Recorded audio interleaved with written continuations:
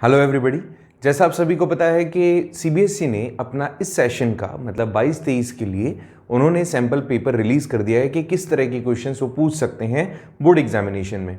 हालांकि ये चीज़ बहुत पहले उन्होंने क्लियर कर दी थी कि टर्म 1 टर्म 2 जैसी कोई भी चीज़ अब नहीं होगी। अब जो पहले जिस टाइप से पेपर होते थे उसी टाइप से होंगे और उसके बिहाफ पे या उसके लिए किस तरह के क्वेश्चंस हम पूछेंगे उन्होंने ये चीज़ भी अभी लेटेस्टली रिलीज़ की है सैम्पल पेपर की फॉर्म में। तो ये सैम्पल पेपर है हमारे एसएसटी का क्लास 10th, वही कोड आपको मिल जाता है सबसे पहले और इसके बाद में कुछ इंस्ट्रक्शन जो जनरल इंस्ट्रक्शंस होते हैं कि सेक्शन 1 में आपको एमसीक्यूज मिलेंगे 1 to 20, 1 mark for each. Section B में आपको 1 to 24 very short type of questions मिलेंगे, 2 मार्क्स मिलेंगे। इसका मतलब ये याद रखिएगा ज़्यादा से ज़्यादा 2 पॉइंट आप लिखेंगे और ज़्यादा से ज़्यादा 2 से 2.5 लाइन के अंदर आंसर आना चाहिए। सेक्शन सी का मतलब हो गया 25 से 29 क्वेश्चंस, यहाँ पर 3 मार्क्स मिलेंगे फॉर ईच आंसर। यहाँ पे 60 वर्ड्स तक आप जा सकते हैं, मीन्स यहाँ पे आप लेके जा सकते हैं 3-4 लाइन्स, 5 लाइन से ज़्यादा नहीं करना ना, 60 वर्ड से ज़्यादा नहीं करना। और सेक्शन डी के अंदर 30 से 33 क्वेश्चन, 32, 33, 5 मार्क्स फॉर ईच, ये आप लेके जा सकते हैं एक पेज पर। और यहाँ पे 34 से 36 के बीच में जो क्वेश्चंस पूछे जा रहे हैं वो 4 मार्क्स के हैं। अब इसके अंदर क्या होगा, ये केस बेस होगा, केस स्टडी केस जिसको अपन कहते हैं, केस स्टडीज। सेक्शन एफ के अंदर एक क्वेश्चन 37 है जो मैप से रिलेटेड है, 5 मार्क्स इसके होंगे। There is no overall choice to the question paper. अगर आप ऑब्वियसली मतलब ऐसा कोई ऑप्शन आपको मिलेगा नहीं कि आप किसी दूसरे क्वेश्चन पेपर को अटेम्प्ट कर सकें। So here we go for the section first. We try कि आज हम इसको देख लें, इनमें से जो क्वेश्चंस हैं उनका क्या सीन है, किस तरह के क्वेश्चंस इन्होंने पूछे हैं, उसको हम एक बार कोशिश करेंगे कि आज आपके साथ डिस्कस कर सकें। ओके, सो सेक्शन ए यहाँ पे एमसीक्यू से रिलेटेड है। फर्स्ट क्वेश्चन जो पूछ रहा है, हम कोशिश करते हैं इनके आंसर्स आपको बता सकें। वैसे तो आप सभी ने कहीं ना कहीं कुछ चैप्टर्स होंगे जो नहीं पढ़े होंगे, बाकी तो सब पढ़ चुके होंगे तुम, और अगर नहीं पढ़े हैं कोई तो ऑलरेडी हमारे चैनल पे आपको देखने को मिल जाएंगे। फर्स्ट क्वेश्चन कहता है कि what helped in a colonization of Asia and African countries? Identify the correct statement from the given options. आपको इसमें से कॉलोनाइजेशन की जब हम बात कर रहे हैं तो एशियन एंड अफ्रीकन कंट्रीज में क्या चीजें हुई, इनमें से आपको ये स्टेटमेंट वेरीफाई करना है कि कौन सा सही है। ऑप्शन ए कहता है कि जो इंटर गवर्नमेंटल पॉलिसीज थे एक्सपेंशन की फॉर द ट्रेड, क्या स्टेटमेंट सही है। Option B governmental invite to the mother countries for expansions, technology investment and improvement in transportations, and capitalist of these reasons wanted trade with colonial power. इन्होंने कहा जो colonisation है, what helped in colonization of Asian and African countries, colonisation क्या चीजें help करती है Asian and African countries में, आपको ये बताना है। इनमें से राइट ऑप्शन कौन सा होगा। कई जगह से आप इसका रेफरेंस ले सकते हो। अगर आप इसको सिंपल फॉर्म में समझो तो मेकिंग ऑफ ग्लोबल वर्ल्ड वाले चैप्टर में भी कहीं ना कहीं इसकी ग्लिम्स आपको देखने को मिलेंगे, और एज ऑफ इंडस्ट्रियलाइजेशन वाले चैप्टर में से भी आपको देखने को मिल सकते हैं ग्लिम्सेस के। और नॉर्मली जब आप इसको पढ़ते हो तो खुद भी अंदाजा लगा पाओगे कि हमेशा कभी भी कॉलोनाइजेशन की जब बात होगी तो कभी ना कभी आप ये मान के चलना, आप इन्वेस्टमेंट पॉइंट ऑफ व्यू से चीज़ों को सॉर्ट करने की कोशिश करोगे। तो यहाँ पर इन्होंने जो राइट ऑप्शन हमें लगता है दैट इज कि technology and investment must be improved and transportation facilities भी अच्छी होनी चाहिए। Technology and investment and the improvement in transportation, these are the things जो कि कॉलोनाइजेशन को हेल्प करेगी, और किया उसने एशियन एंड अफ्रीकन कंट्रीज में। ओके, तो right answer would be C. अगर हम नेक्स्ट क्वेश्चन पे बात करते हैं, इन्होंने कहा कि इनमें से कौन सा न्यूज़पेपर है जो बाल गंगाधर तिलक ने स्टार्ट किया था। तो आप सभी जानते हो कि बाल गंगाधर तिलक के थ्रू स्टार्ट किए हुए 2 न्यूज़पेपर, एक था केसरी और एक था मराठा। मराठा जो न्यूज़पेपर था वो इंग्लिश न्यूज़पेपर था, जबकि केसरी न्यूज़पेपर एक मराठी न्यूज़पेपर है, एंड जिसकी शुरुआत इन्होंने की थी जनवरी 1881 में। So the right answer from these options Hindu नहीं है, केसरी वुड बी राइट, और शुद्रक भी नहीं होगा, प्रताप भी नहीं होगा। तो राइट आंसर आपके लिए बी होगा। होपफुली आपने भी इसको जाना होगा। नेक्स्ट क्वेश्चन पे अगर अपन बात करते हैं तो नेक्स्ट क्वेश्चन एक पिक्चर बेस्ड क्वेश्चन है। यहाँ पे आपको ये पिक्चर दे रखी है, थोड़ी सी इसका कलर आपको मैं करेक्ट करके दिखा देता हूं, बाकी फिर अपन इसको चेंज करेंगे। देखिए ये जो फोटोग्राफ है आपको आइडेंटिफाई करना है कि किस पेंटर ने इसको बनाया है। एक बार इस फोटोग्राफ को अच्छे से देख लीजिए। 4 ऑप्शन है, अरविंद नाथ टैगोर, रविंद्रनाथ टैगोर, राजा रवि वर्मा और सामंत दास गुप्ता। इन चारों में से राइट आंसर आपको बताना है कि इस फोटोग्राफ के रचयिता और क्रिएटर कौन है। अब थोड़ा सा इनके बारे में हम जानने की कोशिश करते हैं। अरविंद नाथ टैगोर, रविंद्रनाथ टैगोर, और इन दोनों के नाम तो ऑलरेडी आपने पढ़े हुए होंगे, कुछ नए नाम होंगे, कुछ जाने पहचाने से नाम आपके लिए मुझे लगता, ये दोनों तो नाम काफी ज्यादा जाने पहचाने आपके लिए। इसको बनाने वाले थे राजा रवि वर्मा, जो कि एक काफी फ्यूजनिस्ट आर्टिस्ट थे, पेंटर थे इंडिया के अंदर। इन्होंने इंडियन कल्चर को और जो फॉरेन आर्ट है उसको मिक्स करके कुछ नया फ्यूजन क्रिएट किया, जो इस तरह की पेंटिंग्स में आपको देखने को मिलता है। इन्होंने बहुत सारे ऐसे इवेंट्स को इन्होंने बताया है। जैसे आपने शकुंतला का नाम सुना होगा, तो शकुंतला के भी कुछ प्रिंट्स थे जो उन्होंने पोर्ट्रेट किए थे। इनका पेंटिंग का जो आर्ट था वो कैनवास पे सिंपल ब्रश के थ्रू, विदाउट फ्रेमिंग कैनवास पर ही अपना पेंटिंग किया करते थे, और काफ़ी इनके पेंटिंग्स जो हैं वो फेमस हैं। ठीक है, और कई ऐसे इवेंट्स इन्होंने अपने पोर्ट्रेट्स के थ्रू शो किए हैं। एक बार फिर से अगर आप इसकी पेंटिंग देखते हैं तो आपको समझ में आएगा कि ही वॉज काइंड ऑफ ऐसे पर्सन थे जिन्होंने रियलिस्टिक थिंग्स को क्रिएट करने की कोशिश की। अगर इसका ओरिजिनल प्रिंट आप देखेंगे तो यू विल बी मैस्मराइज्ड। हालांकि इसके रेप्लिकाज एंड कॉपीज आपको देखने को मिल सकते हैं। ठीक है, और बहुत सारे इवेंट्स इन्होंने मेंशन किए हैं अपनी पेंटिंग्स के through. Let's see the next question. यहाँ पे एक क्वेश्चन और ही इसी से रिलेटेड है। गीत गोविंदम के ऑथर बता दीजिए। अगर आप वो वाला क्वेश्चन नहीं जज कर पा रहे हैं तो इनमें से गीत गोविंदम किसने लिखी है? तो गीत गोविंदम तुलसीदास जी, सूरदास, जयदेव या रायदास, इनमें से किसने लिखा गीत गोविंदम? तो गीत गोविंदम के रचयिता तुम जानते होंगे, जयदेव हैं। गीत गोविंदम लिखने वाले Jayadev. Inspiration from Sanskrit literature लिखा है इन्होंने हिंदी में। और ये जो गीत गोविंदम है इसके अंदर इन्होंने कृष्ण की जो लीलाएं हैं, कृष्ण, राधा, गोपी और इनकी जो भी आप बोल सकते हो इनके जो भी इवेंट रहे, जो भी इनकी लीलाएं रही, उन सभी को इन्होंने इस अपने हिंदी लिटरेचर के अंदर मेंशन किया है। ओके, तो होपफुली ये सारी चीज समझ में आई होगी। नेक्स्ट क्वेश्चन पे बढ़ते हैं अपन। नेक्स्ट क्वेश्चन क्या कहता है, let's have a look. Next question में इन्होंने कहा है कि अरेंज करें इन सभी को एक सही ऑर्डर में। 4 नीचे इवेंट दिए हुए हैं। इन्होंने पहले इवेंट में बताया कि प्रिंट कल्चर क्रिएट करता है ऐसी कंडीशंस। प्रिंट कल्चर ने क्रिएट की कुछ कंडीशंस फ्रेंच रेवोल्यूशन के लिए। मार्टिन ल्यूथर ने अपनी राइटिंग्स के थ्रू एक नया प्रोटेस्टेंट रिफॉर्मेशन की शुरुआत की। मोनेचियो ने एक तरीके से री इंटरप्रिटेट किया था मैसेज ऑफ बाइबल को, और जॉन गॉटनबर्ग ने इन्वेंट किया था प्रिंटिंग प्रेस को। इन सभी इवेंट को आपको सही ऑर्डर में मेंशन करना है। तो इनमें से अपन एक काम करते हैं, सभी चीज़ों को अपन थोड़ा सा एक बार ईयर दे करके देख लेते हैं कि कौन सा ईयर कब सही ऑर्डर में आ सकता है। तो फ्रेंच रेवोल्यूशन की कंडीशंस को क्रिएट करने वाला प्रिंट कल्चर, तो लगभग फ्रेंच रेवोल्यूशन से आइडिया ले सकते हो आपके, ये लगभग 1789 आप जानते हो 99 तक रही थी।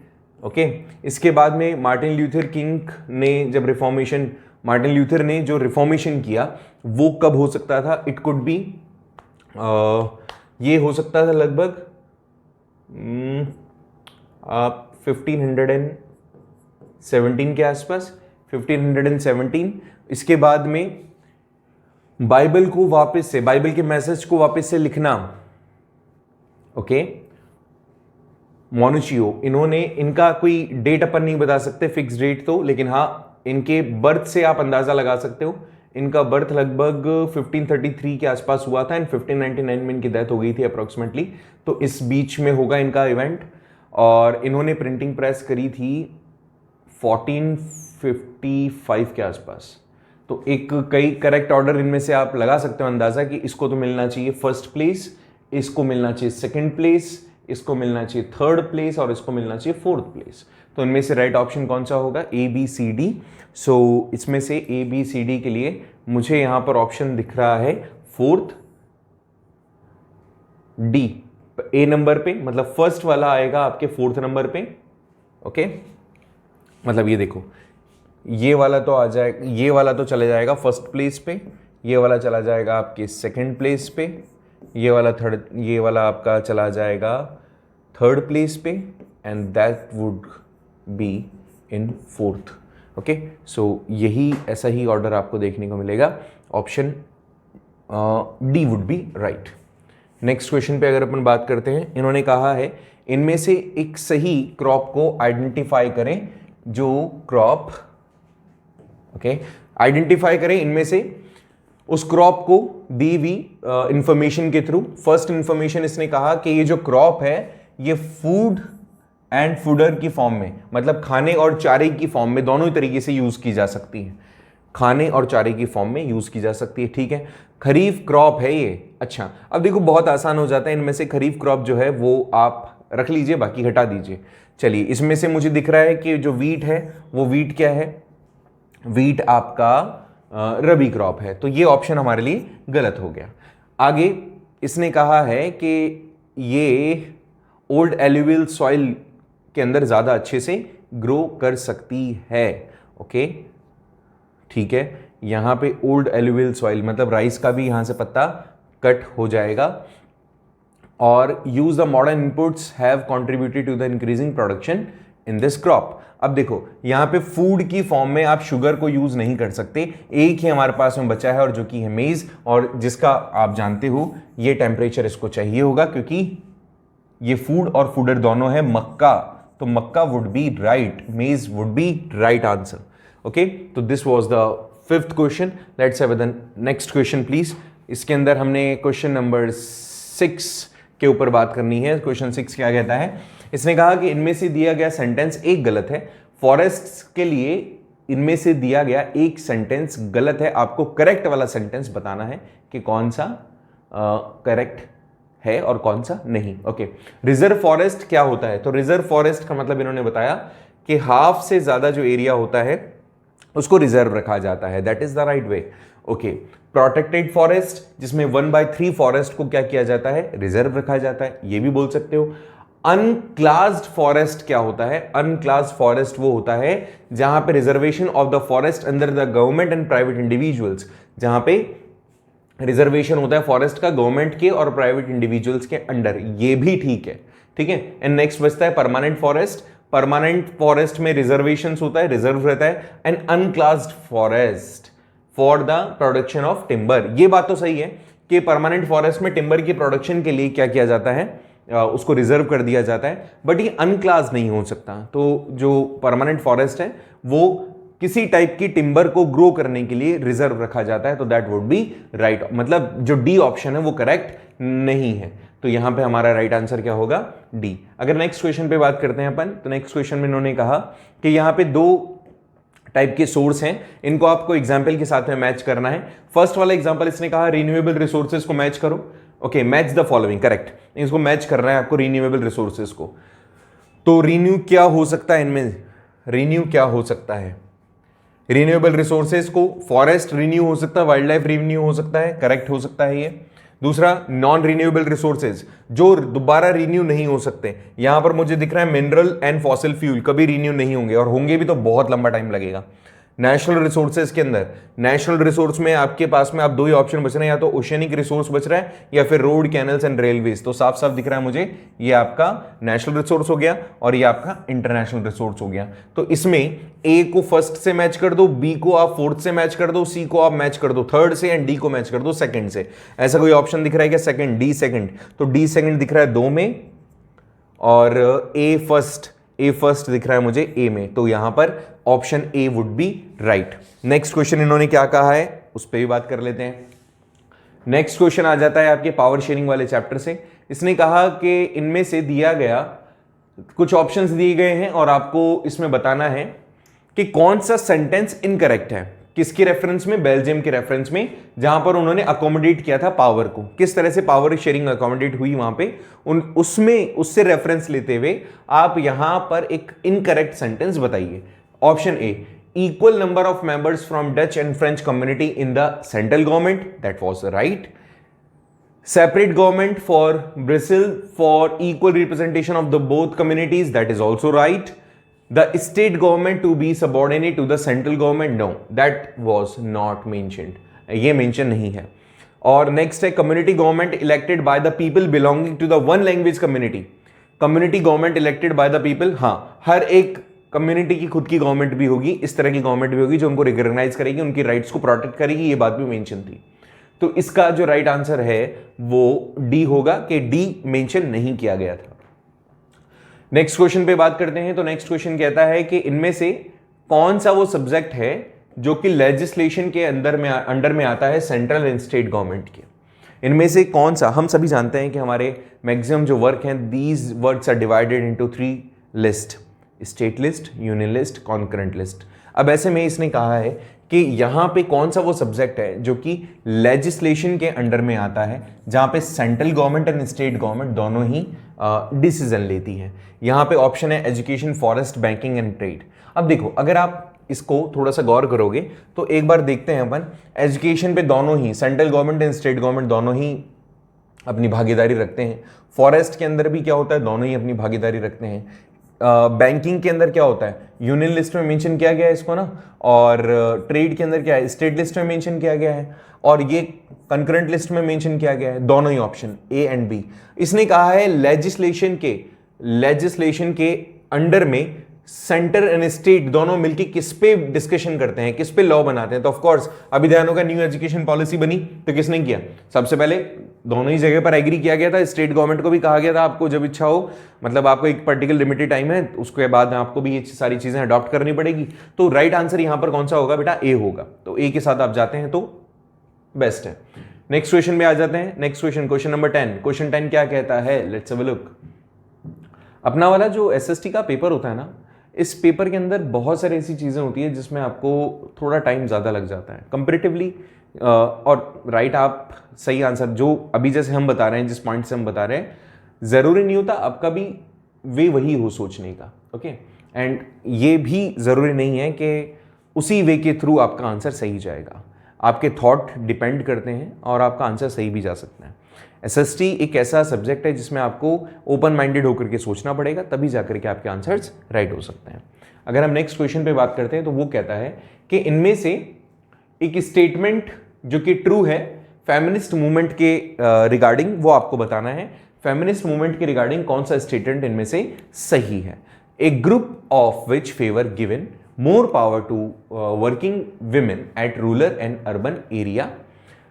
फेमिनिस्ट मूवमेंट कब हुआ, अब चाहे इसका रेफरेंस आप ले लीजिए आपके नेशनलिज्म इन यूरोप वाले चैप्टर में से. तो जो फेमिनिस्ट मूवमेंट है उसके अंदर से आप ये बांध के चलना है कि महिलाओं के लिए जो मूवमेंट हुआ था, उनके राइट्स के लिए जो मूवमेंट हुआ था, उनमें से 4 ऑप्शन में से कौन सा सबसे सटीक है.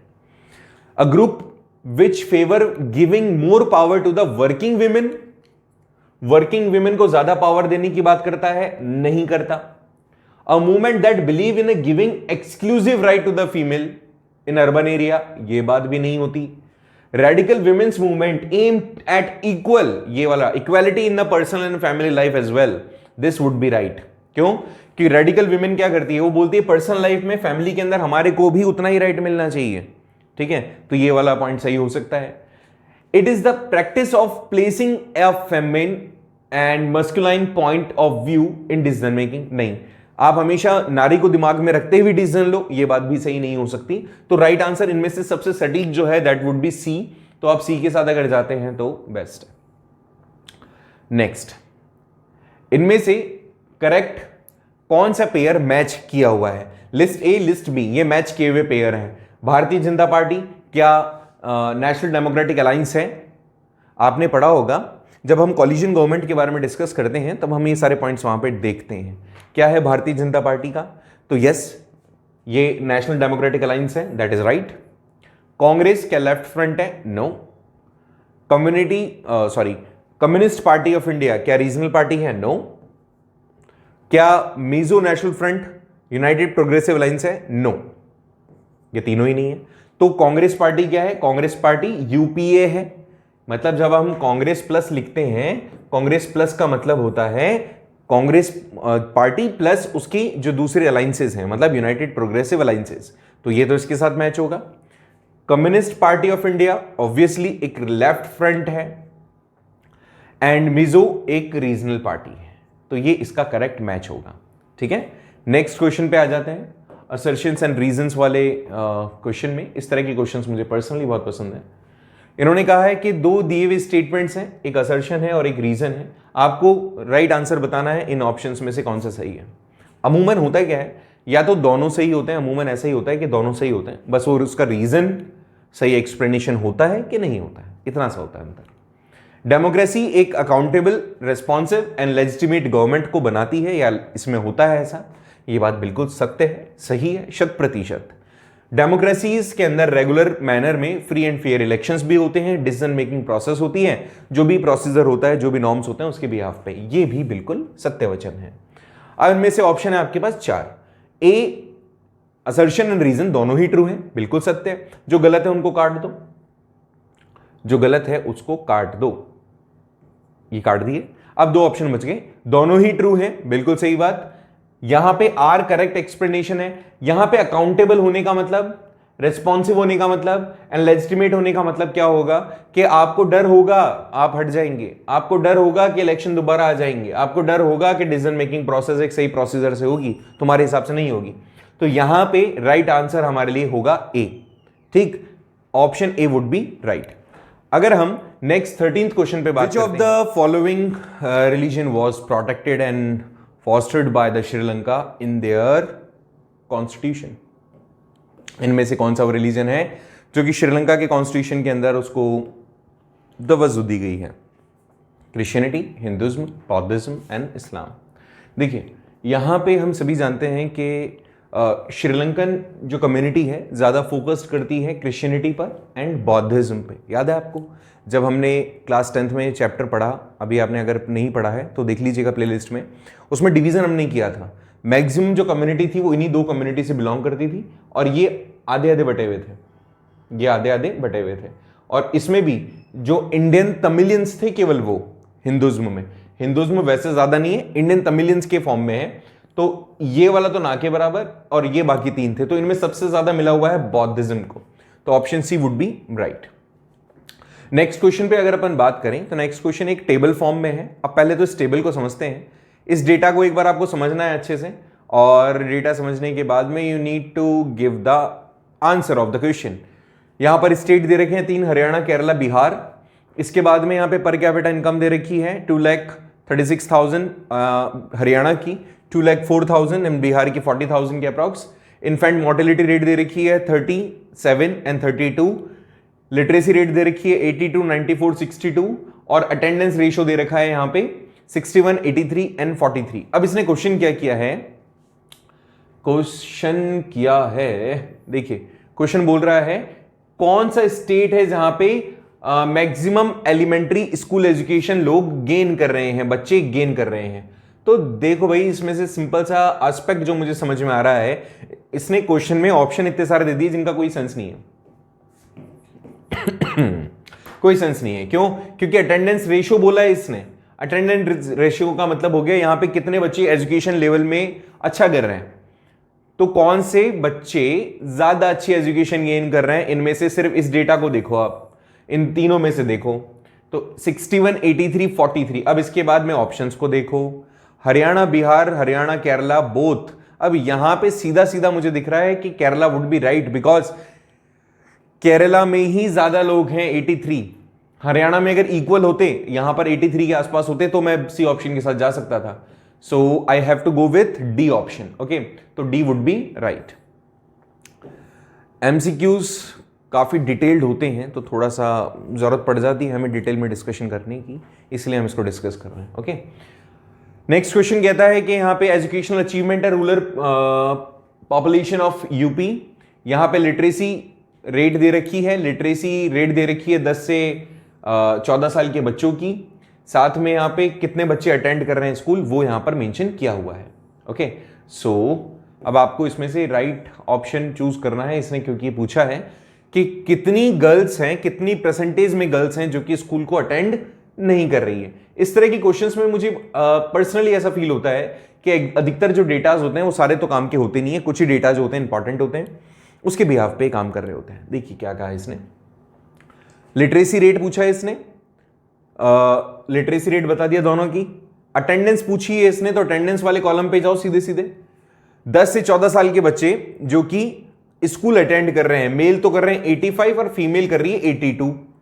अब इसने बोला कि कितनी अटेंड नहीं कर रही है, नहीं कर रही है कौन, गर्ल्स, गर्ल्स नहीं कर रही है, तो इसका मतलब फीमेल में से 100 में से इसको माइनस कर दो तो 82 और ये बचेगा यहां पे आपका 18%।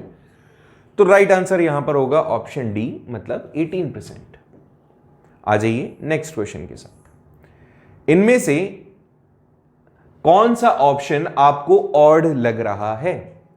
Option A tourist guide, barber, tailor, porter. Option B teacher, doctor, vegetable vendor, lawyer. Option C postman, cobbler, soldier, इसके अलावा police constable. And option D Indian Railways, Jet Airways, Doordarshan और मेट्रो। बहुत बढ़िया, ये अपने टैलेंट के बिहाफ पे कमा रहे हैं, ये भी सर्विस प्रोवाइडर हैं सारे। These also the service providers, kind of group community. यहां पर इसमें थोड़ा सा अगर आप देखोगे तो यहां पे ये सर्विस आ गई, यहां पे ट्रांसपोर्टेशन आ गए, ये अलग हो गए इनमें से। बाकी तीनों ऑप्शन में कहीं ना कहीं एक दूसरे का सिंबलाइजेशन है, बट यहां पे दूरदर्शन बिल्कुल अलग चीज हो जाती है, मनोरंजन का साधन हो जाता है इसीलिए, और बाकी के तीन आपके ट्रांसपोर्टेशन के वेज हैं।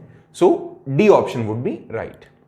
नेक्स्ट क्वेश्चन में जाते हैं। इसने नेक्स्ट क्वेश्चन किया आपसे कि इनमें से प्राइमरी, सेकेंडरी, टर्शरी सेक्टर जो कि कहीं ना कहीं इनका यूज होता है इकोनॉमिक एक्टिविटी के काइंड ऑफ थिंग्स में, तो ऑर्गेनाइज्ड और अनऑर्गेनाइज्ड सेक्टर किस टाइप से यूज होता है, ये क्या है? तो ऑप्शन ए कहता है क्या ये नेचर ऑफ एम्प्लॉयमेंट एक्टिविटी है। ऑप्शन बी कहता है nature of social activity, production activity और political activity. Secondary, primary, tertiary economic activity है अगर, तो ऑर्गेनाइज्ड और अनऑर्गेनाइज्ड सेक्टर क्या है? तो एम्प्लॉयमेंट एक्टिविटी है ये। ऑर्गेनाइज सेक्टर जहां पे सारे नियम कानून कायदे के हिसाब से काम होते हैं, अनऑर्गेनाइज जहां ऐसा कुछ नहीं होता। तो ये क्या होगा? Option A would be right. 18th question क्या कहता है, देखिए 18th क्वेश्चन कहता है आपसे कि इनमें से जो इंफॉर्मेशन दी हुई है उसके हिसाब से करेक्ट ऑप्शन को आपको चूज करना है। रोहन नाम का एक बच्चा है या रोहन नाम का एक व्यक्ति है जिसने लोन लिया है 5 लाख का किसी बैंक से एक घर खरीदने के लिए 12% इंटरेस्ट रेट पे। उसको अपने नए घर के मकान, मतलब नए घर के पेपर्स सबमिट करने पड़ रहे हैं, अपने सैलरी का रिकॉर्ड देना पड़ रहा है बैंक को। उसी के बिहाफ पे वो उसको 5 लाख का लोन दे रहे हैं 12% इंटरेस्ट रेट पे। आप बताइए ये प्रोसेस क्या है? क्या ये इंटरेस्ट रेट है, कोलेटरल है, प्रिंसिपल अमाउंट है, इंस्टॉलमेंट है? इंटरेस्ट रेट तो आपका 12% हो गया, सीधी सी बात है। प्रिंसिपल अमाउंट इनका 5 लाख हो गया। इंस्टॉलमेंट जो भी डिसाइड करेंगे वो तो एक कोलेटरल का प्रोसेस होता है, जब आप कोई चीज गिरवी रखते हो किसी अमाउंट के बदले, तो आपने अमाउंट दिया, गिरवी आपने रखा, तो एक कोलेटरल हो गया। नेक्स्ट अगर हम क्वेश्चन पे आते हैं, क्वेश्चन नंबर 19 कहता है इनमें से जो ऑप्शंस दिए हुए हैं, okay, which of the following international agencies allow free trade and work on mutual trade between the countries? इनमें से कौन सा वो इंटरनेशनल एजेंसीज हैं जो कि free trade and work provide कर रहे हैं? WTO है, IMF है, UPU है, FAO है। पहले तो World Trade Organization, International Monetary Fund, Universal Postal Union, और ये हो गया आपका फूड एंड एग्रीकल्चर ऑर्गेनाइजेशंस। अब इसमें से अल्टीमेटली आपके ट्रेड से कौन सा ऑर्गेनाइजेशन रिलेटेड है? Is it ABCD? तो free trade and mutual trade between the countries relate करता है वर्ल्ड ट्रेड ऑर्गेनाइजेशन से, जिसका काम ही बेसिकली यही होता है।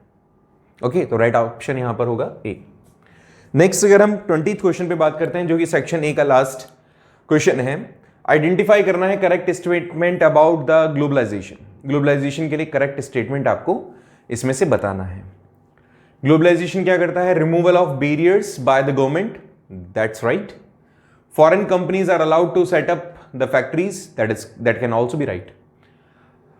ये इनेबल करता है सारी कंपनीज को कि वो अपने इन्वेस्टमेंट्स को बढ़ा दें ना, या फिर ये फॉरेन इन्वेस्टमेंट को या फॉरेन ट्रेड को कम कर देता है, ये भी गलत होगा।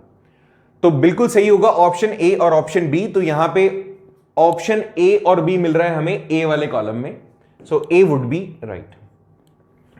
तो सेक्शन ए के अंदर से ये एमसीक्यूज थे, 20 एमसीक्यूज जो हमने डिस्कस किए। अब देखिए सेक्शन बी के अंदर very short type of questions होंगे और उसके बाद में सेक्शन सी भी होगा। वीडियो थोड़ा सा लंबा हो जाएगा, दिस इज द रीजन कि हम अभी केवल सेक्शन ए डिस्कस कर रहे हैं।